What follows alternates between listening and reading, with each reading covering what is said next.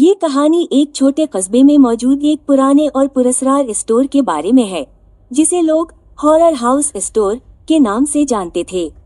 ये स्टोर एक वीरान गली के आखिर में वाक़ था, जहां जाने की हिम्मत कम ही लोग करते थे। स्टोर की इमारत खंडर जैसी लगती थी, दीवारों पर दरारें थी और खिड़कियां टूटी हुई थीं। रात के वक्त यहाँ से अजीब व गरीब आवाजें सुनाई देती थीं, जैसे कोई सरगोशियां कर रहा हो। कस्बे के लोग कहते थे कि ये स्टोर एक पुरस्कार शख्स ने बनाया था, जो कई साल पहले गायब हो गया था।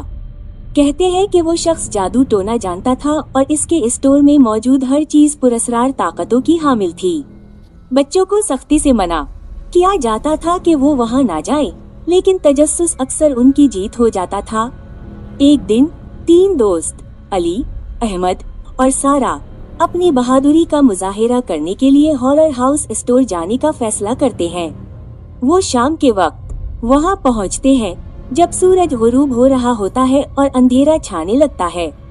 स्टोर का दरवाजा जोर से धकेलने पर खुलता है और अंदर दाखिल होते ही सर्द हवा का झोंका उनके चेहरों से टकराता है।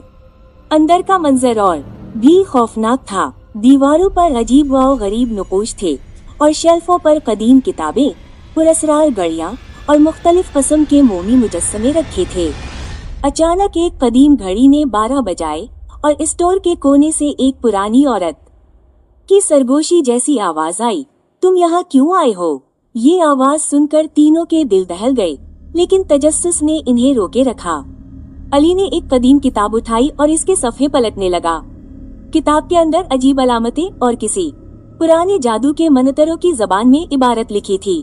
जैसे ही उसने एक मखसूस सफ़हा पढ़ा, स्टोर की तमाम रोशनियां मद्धम होने लगे और एक साया सा उनके सामने जाहिर हुआ।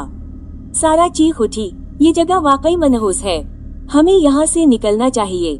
लेकिन दरवाजा खुद ब खुद बंद हो चुका था और साया अब उनके करीब आ रहा था। अहमद ने हिम्मत करते हुए एक कोने में रखी शमा उठाई और साया की तरफ फेंकी, लेकिन शमा खुद ब खुद बुझ गई।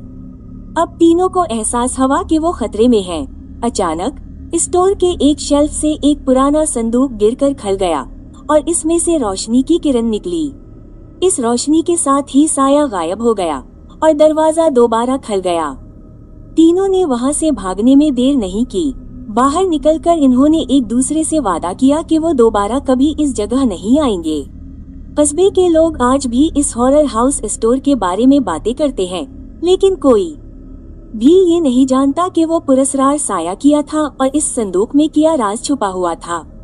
ये कहानी खौफ, तजस्सुस और पुरस्कारियत का एक दिलचस्प इम्तिजाज है, जो कारी को आखिर तक अपनी गिरफ्त में रखती है।